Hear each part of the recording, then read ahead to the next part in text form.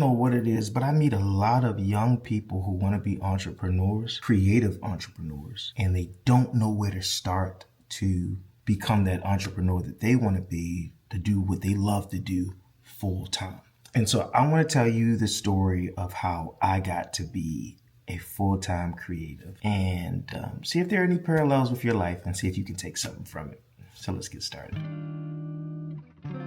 As a kid, I grew up in church. I was a PK. My dad was a pastor, and you know, if you're a PK, you learn how to do absolutely everything, from playing music to creating graphics, to learning how cameras work, to learning how PA systems work, to singing, to being an orator or a public speaker. Some of your most talented people in this entire world come out of the church, and they come out of the church because their grandmother or their mother or their father, they have an affinity for the church or connection to the church, and in that, they submit their kids for, sign them up, make them do something, make them be on the choir. My dad was a pastor, my mom was a children's leader, my mom made music, my grandfather was a pastor, my godfather is a pastor. I have like this church gene in me. I learned absolutely everything there is to do in church, to sweeping the floors, how to serve, how to make sure that the vision is accomplished. I learned that all in church. So now that we've kind of set the ground for where I got my start, church is good and all, but church ain't paying my bills. I'm going off to college. Don't remember ever applying for this job. I'm around 20. I don't remember applying for the job, but I applied for this job and I ended up getting a job at one of the largest companies in our city. And they say, hey, do you want the job? But no, I don't have a car. They wanted me to have a car. I said, I don't have a car. My dad says, you idiot, take it. And he just, I'll date this, is around when the Chrysler 300 just came out. My dad had just got one, and I didn't have a car. And he says, well, you can take my car and go do that job. Use my 300. I'll use the Cadillac or something else he was driving. And I did that. Bro, it started to change my life because I'm with this large company and I'm 20 years old and I'm making $45,000 a year.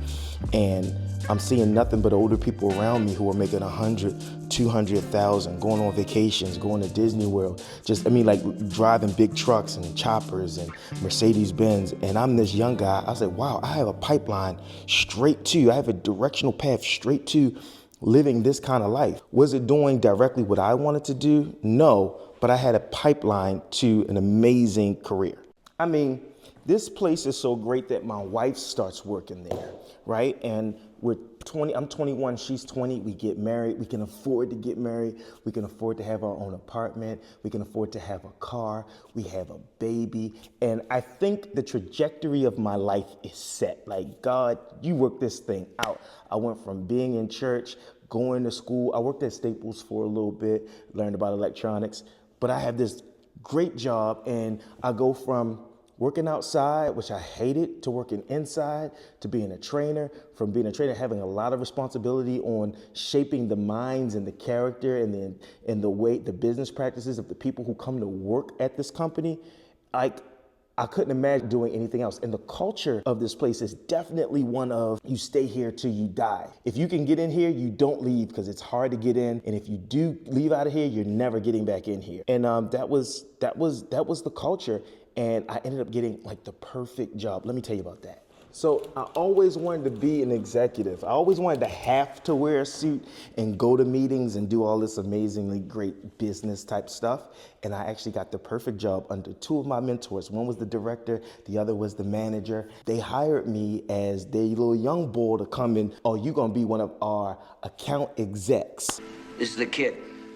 Calls me 59 days in a row, wants to be a player. Ought to be a picture of you in the dictionary on our persistence kid. Yeah. Which means I was responsible for $60 million in revenue to the business.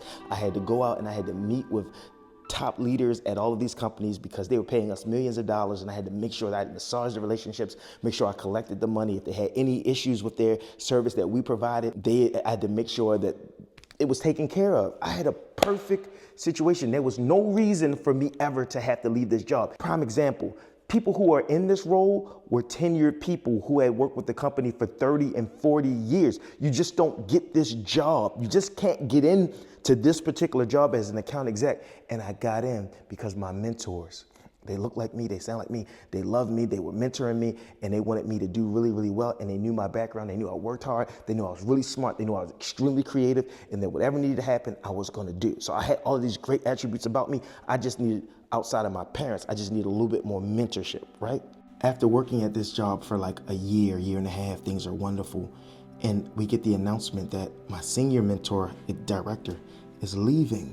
And I'm like, nah, this don't feel good. Like, he's the guy that told them to hire me. Like, he has my back. If I need to talk to the president of the company, I can go to him and he'll get me a meeting. If I have any issues with my pay or anything, he's going to bat for me. Like, and I'm a little sick about him going to another department, right? But I say, okay, this should be fine. I still have my other mentor, who is a friend, who is my direct supervisor, he's a manager, and he'll make sure that everything's good.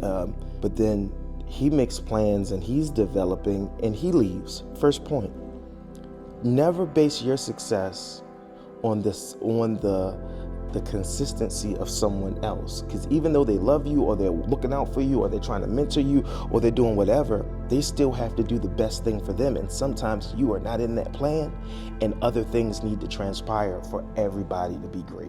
So what ends up happening is both of my mentors, who are my direct leaders, between me and the president of the company, it's 3 people. Those guys leave, and people who are not like me, who don't know me, who don't know my track record, who don't know that I've already been with the company for 10 years, that don't respect relationships, they came in and they changed the whole vibe of the situation. It wasn't the same anymore.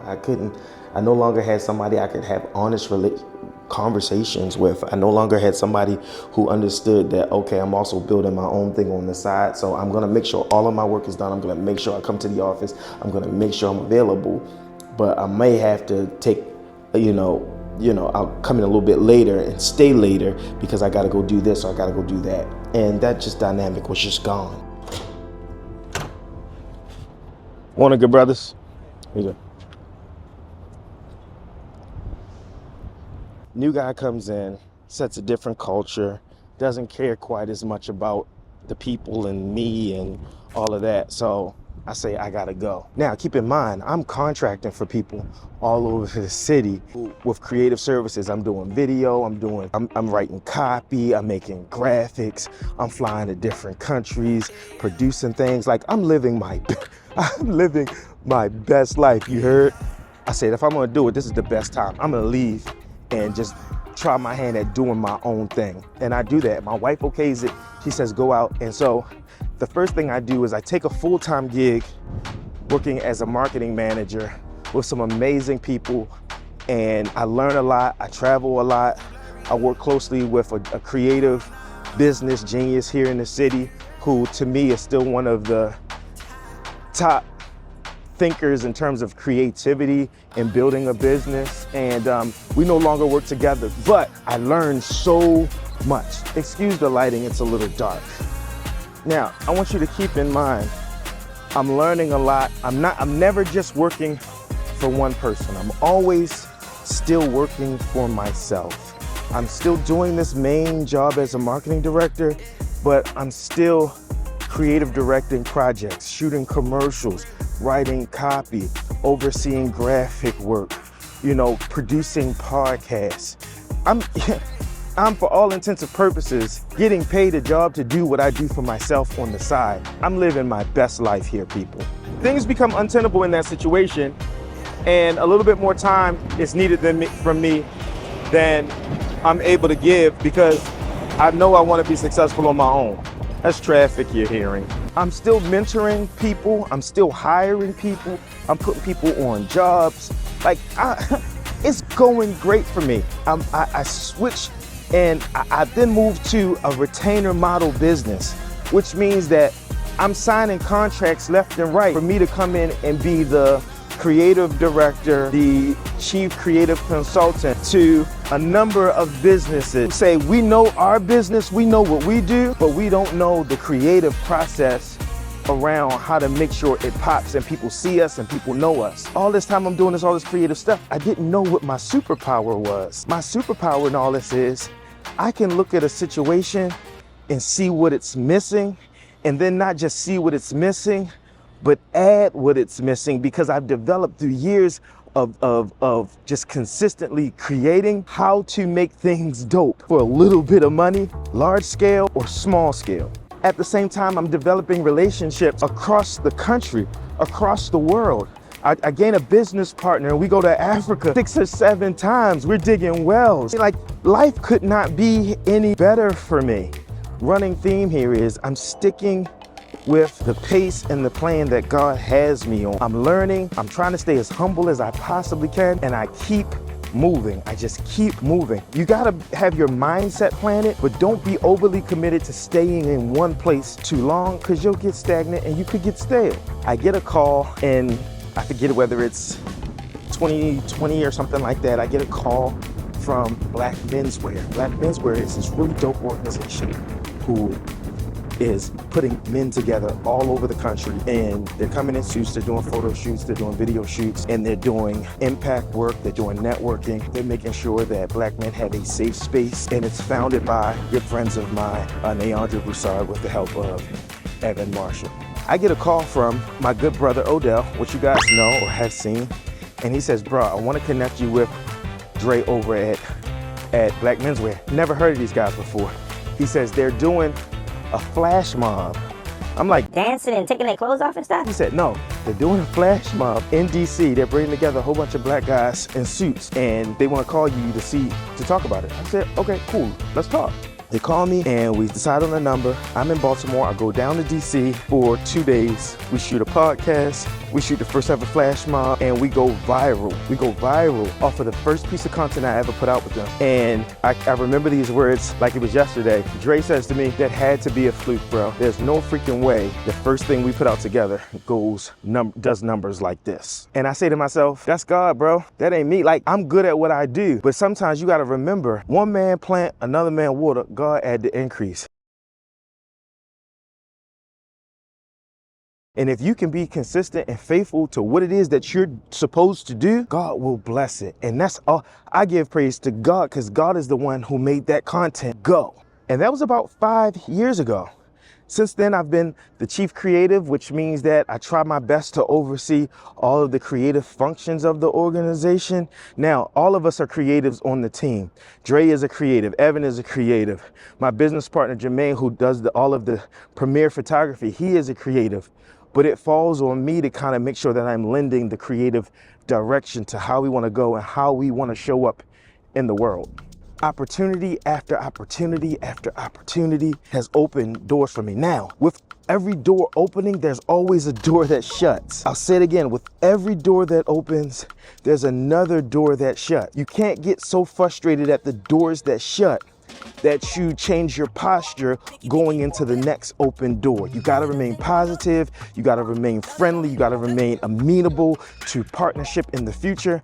I was the kind of person that would say, if you don't want to work with me now, I ain't gonna work with you later. But that's not the way you got. If you want to grow and you want to make these M's, you can't do it that way. So from being in college, getting married, having an amazing corporate career, learning a lot about creativity and business in that corporate career, to working with a smaller business who had an amazing leadership in terms of creativity and just drive to do innovative things, to officially starting my own company, and that company working with Fortune 500 companies and getting calls every other day on creative strategy. What would you do about this? What would you do about that? Premiere podcast and giving them consulting on what gear to buy and how to set it up and how their posting schedule should be, to being a consultant in various facets on different shows and programming and working with some of your absolute favorite creators. My career has been amazing. And I'm down here on Baltimore's waterfront. Young black guy. I'm not 40 yet, I'm 39. 3,000 square feet, downtown Baltimore. Beautiful wife, 2 beautiful sons, an amazing church that I get to help pastor with one of my best friends in all the world. It doesn't get too much better. So if you ask me how I got here because I was faithful to the process that I had to go through, and I was open to what God wanted to happen for me. So let me ask you, well, let me tell you this. What you're gonna learn on this channel, I'm gonna take you with me through the things that I'm doing and setting up and some of the projects that I'm doing. I'm gonna give you a lot of the wisdom that I learned on how to make a life or living for yourself, some of the insides out. I'm gonna introduce you to a lot of dope people. And it may be people you do not know, I'm gonna introduce you to CEOs. I'm gonna introduce you to different people in different nonprofit sectors. I'm gonna introduce you to politicians. Listen, who I know, you're now gonna know, because I'm gonna introduce you, and it's gonna be a wonderful ride. So if you can, do this for me. Take a second and smash that. Do people still say smash? Smash that subscribe button, and we're gonna be doing some great things. Listen out for the podcast that's coming. It's called Social Advice Podcast with Rock Mitchell. That being said, I appreciate you guys listening to my story time, and more great things to come. If you want to contact me, you can always reach out to me on my Instagram page. It's @Rock Mitchell. DM me there. If you don't have Instagram, you can go to TikTok, or you can just email me at rock@majorresultco.com.